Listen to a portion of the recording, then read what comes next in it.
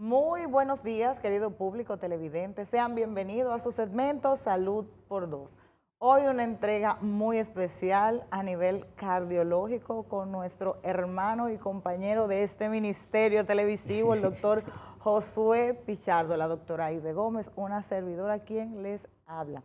Hoy, Pichardo, vamos a hablar de enfermedades valvulares. Vamos a ver qué son las válvulas del corazón. Buenos días para todos ustedes. La verdad que un gusto nueva vez estar aquí este jueves compartiendo con la doctora Ibe. Y tema interesante porque muchísimas personas van con preocupación al consultorio de los cardiólogos porque le han hablado de que tiene algo en una válvula del corazón, o un hijo, un amigo, o le han hablado en algún momento de que le operaron un familiar porque tenía un problema valvular. Así que vamos a conocer cómo funcionan, cómo son las estructuras de las válvulas del corazón y ver qué pasa cuando se enferman. Así mismo. ¿Por qué se enferman? Señores, ustedes saben que yo estoy nutriéndome aquí con Pichardo. La semana pasada me dijo, oye, pero habla como cardióloga la muchacha ya casi. Lenguaje medio cardiológico. Sí. ¿Cómo es esto, Ibe? Señores, quiero regalarle un versículo bíblico que se encuentra en Mateo, el capítulo 5, específicamente el verso 41. Oye, ¿cómo dice Pichardo? Y si cualquiera te obliga a llevar su carga 1 milla, llévasela 2.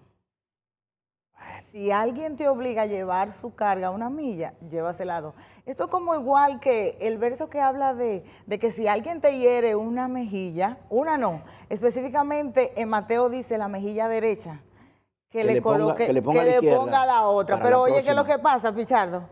Ahí hay un tema. La gente cree que esto es un tema de agresión, como de de no, golpe. o de ser tontos. Pero es como éticamente es un insulto, Pichardo, porque en la antigüedad cuando te daban una bofetada, las bofetadas se dan no con la palma, se da con esta parte de aquí. Un al revés. Es un al revés y es ofensivo, se le daba a los esclavos y a los siervos que no hacían bien cualquier cosa. Entonces habría que dar, para yo darte una bofetada en tu mejilla derecha, tengo que hacerla con esta mano, con la derecha y con esta parte de aquí. Entonces es un al revés. Ahora, si yo te pego con la palma, no es una corrección, es una agresión física. Entonces, cuando tú me pones cuando yo te doy, ¿verdad?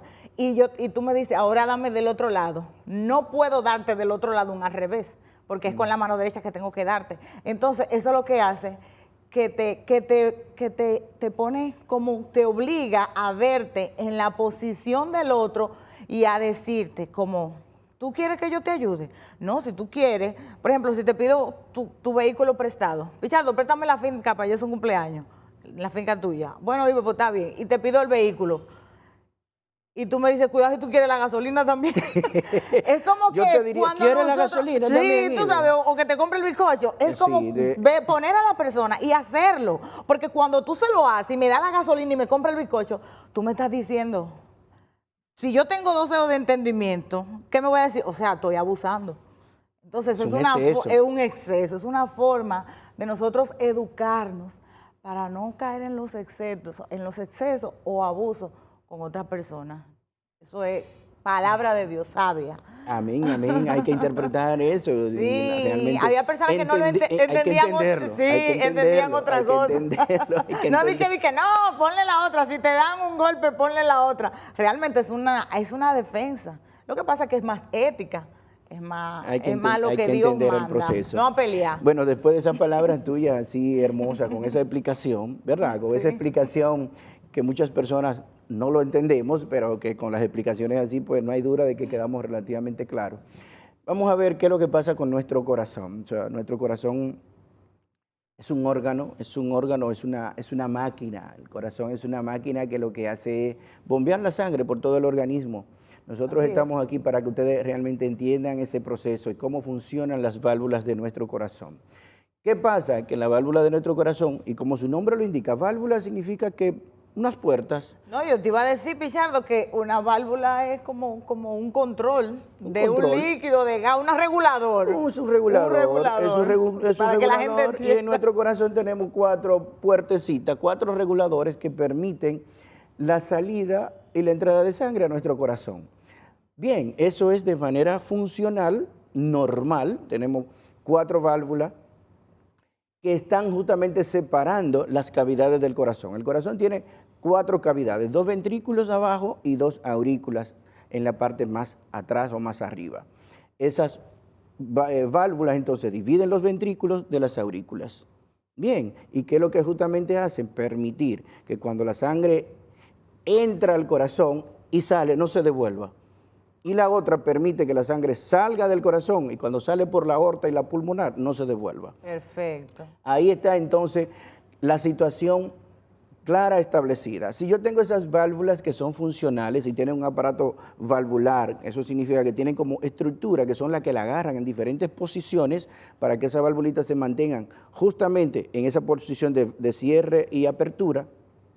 Si alguna de esas estructuras falla por alguna razón, pues la válvula comienza a fallar y en algunos momentos esa valvulita se pone insuficiente. Insuficiente es que en vez de cerrar totalmente, se queda un poco hacia atrás una de sus valvas y eso permite entonces que la sangre que debe irse toda hacia adelante se devuelva parte. Ahí hay un tema. Ahí hay un tema. Porque nosotros nacemos con todas las válvulas buenas, Pichardo, normalmente. ¿O aunque existe algunos podemos nacer con algunos problemas que podemos nacer con ellos, o sea, que pueden ser hereditarios, por ejemplo. La válvula aórtica tiene 3 valvas, que son como 3 partecitas que se unen para que la válvula pueda abrirse y cerrar. Abre como una sombrillita hacia adelante y cuando baja, cierra de golpe. ¿Qué es lo que pasa? Es que algunas personas, en vez de esas 3 valvitas, nacen con 2. Y entonces esa válvula se llama, en vez de ser una válvula con 3 cúspides, nada más tiene 2 y se llama válvula entonces bicúspide porque nada más tiene 2. Entonces su capacidad de cierre es menor. Va a ser menor y a veces de apertura. También. Perfecto. Entonces eso con el tiempo, inicialmente probablemente no dé ningún problema, inicialmente, pero con el tiempo, a medida que la persona crece, que va necesitando tener un flujo mayor de sangre a través de esa válvula, que debió tener esas 3 partes y ahora nada más tiene 2, entonces esa válvula puede resultar después estrecha y eso se llama entonces estenosis. Si no cierra bien se llama insuficiencia porque no cierra, o sea, deja que la sangre se devuelva, y si se pone estrecha, entonces se llama estenosis. Pero esa no es la única razón de estenosis, esa es una razón hereditaria, pero la mayoría de los problemas valvulares son adquiridos. O sea, no nacemos con ellos. Mira, Pichardo, no me hable de la sal, por favor, es verdad. Que ahora tú vas a decir que la sal. No, mira. ¿Qué cosas pueden causar un problema valvular? Mira, en nuestros países que están en desarrollo hay una situación todavía delicada con lo que se llama fiebre reumática. Fiebre reumática es que hay personas que hacen enfermedades de la garganta con mucha frecuencia, hacen amigdalitis a repetición y esas amigdalitis pueden entonces, la bacteria que daña o que se aloja a nivel de las amígdalas, que es un estreptococo betemolítico del grupo A, que tú conoces bien, esa cavidad oral, esas bacterias pueden penetrar y alojarse en las válvulas y producir fiebre reumática. Es una de las razones en los países todavía en vía de desarrollo muy frecuente que se produzca fiebre reumática y que con el tiempo eso afecte las válvulas, porque las válvulas tienen cierta predisposición a que se asienten bacterias sobre ellas y por el roce continuo de la sangre sobre esa válvula, ese fenómeno de cizallamiento y de roce puede entonces abrasionar la válvula y haber entonces asiento de las bacterias sobre esa válvula. Y todavía en nuestro país tenemos casos de Sí, claro que sí. O sea, lamentablemente en nuestro país tenemos muchísimos casos de fiebre reumática. No son tantos como antes, pero la verdad es que todavía muchísimos pacientes vemos que hay que operarlo por una estenosis importante de la válvula mitral, que es la que más se afecta en este caso, que es donde se asienta con más facilidad la enfermedad reumática, y claro que sí que todavía hay muchísimos casos. Ahora, otra condición es que las válvulas, a medida que nos envejecemos, igualmente las válvulas se van cargando un poco de calcio, o sea, el calcio se va depositando sobre nuestras válvulas, igualmente por el roce comienzan a haber depósitos de calcio sobre nuestras válvulas, principalmente sobre la aórtica, sobre la válvula aórtica y la válvula mitral. Como yo te decía al principio, hay 4 válvulas que son normales y naturales que están ahí. O sea, la válvula mitral y tricuspidia que dividen los ventrículos y la aórtica y la pulmonar que están más arriba, que son las que dividen entonces o que permiten el paso de la sangre de la salida hacia la economía, o sea, todo el sistema. Esas válvulas cualquiera puede enfermarse. Bien. Cualquiera de ellas puede enfermarse, pero la que más se deposita calcio es la aórtica y la mitral, porque ahí donde la sangre sale del corazón, hace mucha fuerza y alguna turbulencia y ese roce constante del calcio que está en nuestra sangre, porque ese calcio está ahí. Ese calcio está dentro de nuestra circulación y nuestra sangre y ese calcio comienza a depositarse. Claro está, eso no es que todo el mundo automáticamente se deposite un chin de calcio, va a tener una enfermedad valvular que haya que operarlo y demás. Y aprovecho para explicarle ahí a los pacientes, porque muchos pacientes van, que le hacen un ecocardiograma y que lamentablemente se desesperan y buscan el reporte del eco. Te digo eso porque esta misma semana tuve como 2 casos de señoras que fueron asustadas. Doctor, ya estoy lista. Ay, hombre. Vi ese eco y ahí dice de todo. Si ella me está viendo, va a saber, mi querida. Doctor, y es que, mire, eso dice que tengo esto, que tengo lo otro, que tengo... Porque hay una condición que se llama esclerosis mitroaórtica. Esclerosis es que ese poquito de calcio se esclerosa la válvula y ese poquito de calcio que se produce ahí se nota y los ecocardiografistas lo describen, pero no significa obligatoriamente que ya su válvula, que ya no estoy para nada, que me dañé, que ya tengo el corazón desbaratado. Entonces a veces leen esos pequeños detalles, bien, y la persona se asusta de manera a veces sin razón, porque cuando uno lo ve le dice, mi querida, pero no, espérese, tranquila, que todo el que tiene 50, 60 años, ya pues tiene unos depósitos ahí de calcio.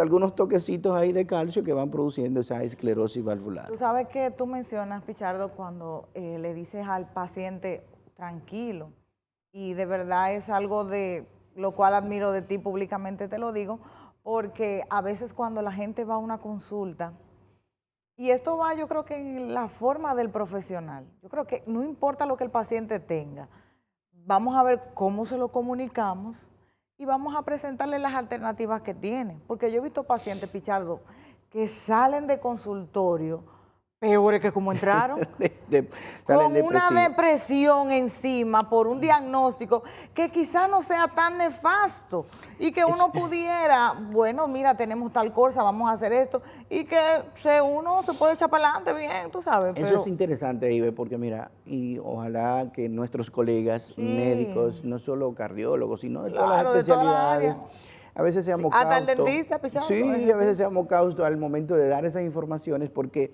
tú estás marcando una persona con una información que dependiendo cómo esa persona maneje su estado emocional, incluso tú vas a producir una situación que puede ser hasta delicada y peligrosa. Entonces, a veces hay diagnósticos que aunque sean muy ominosos, aunque sean muy delicados, uno tiene que manejarlo con la precaución debida. No mentirle al paciente, no. Yo no estoy diciendo eso, ni ocultarle la verdad al paciente, no estoy diciendo eso. Ahora, hay forma de usted explicarle y siempre diciéndole que si existe una solución hay que buscarla. Y de hecho, tengo de costumbre de que nunca le doy un diagnóstico que sea delicado a un paciente solo. O sea, un paciente debe ir acompañado, tiene que ir con su el esposo o el hijo. Su esposa, su hijo. Si es qué sé yo, la señora mayor, mire, tráigame 2 de sus hijos para explicarle. De hecho, hace también recientemente un paciente que había que operarle por obligación, porque tenía un asunto de una colecistitis litiásica que estaba dándole dolor. Yo, pero mire, usted tiene una condición cardiovascular porque tiene un electro que tiene cambios de importancia y tiene un eco que tiene alguna condición, por lo tanto, tiene que venir con otra persona y yo explicarle adecuadamente qué vamos a hacer con esto primero, pero hay una solución, o sea, siempre existe. Entonces, las enfermedades valvulares realmente a veces asustan, o sea, no el médico asusta, sino que per se asustan a los pacientes, porque usted le dice, usted tiene un soplo. No, ya.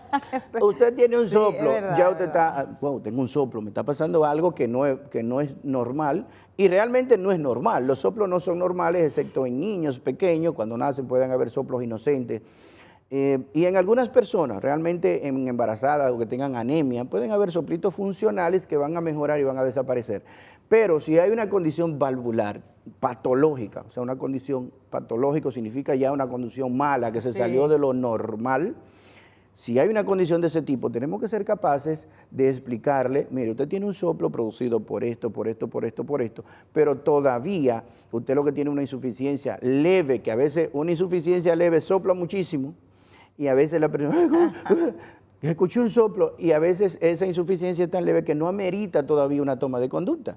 Bien. ¿Tú entiendes? Entonces, a veces no sopla casi nada y es porque está tan estrecha, porque ya se tapó casi totalmente la válvula y no sopla. O sea, el médico, Sí, pero yo no lo escucho, entonces ahí entra el juicio clínico, la experiencia del médico, que cuando evalúa adecuadamente hay otros hallazgos, porque parte de esta situación es que a veces también no le producen síntomas al paciente. A veces las enfermedades valvulares se diagnostican cuando el paciente va al doctor, lo evalúa y escucha un soplo y espérese, usted tiene algo aquí que si conozco al paciente y lo escucho de nuevo, o sea, no había escuchado nunca esto, y mire, usted apareció algo aquí que tenemos que investigar.